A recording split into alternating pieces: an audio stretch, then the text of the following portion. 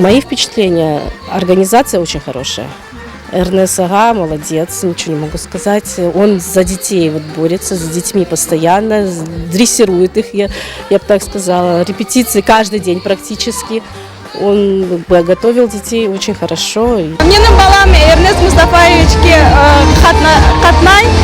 Біз оны пек sevеміз.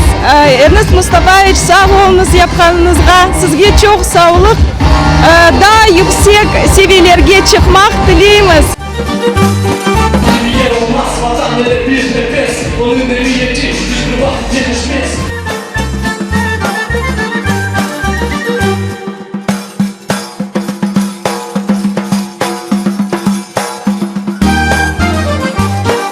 Sağ ol ana babalarga ve ballarga, onlarla beraber öyle bir şen konsertimiz geçti ve nasıl istedim öyle de geçti.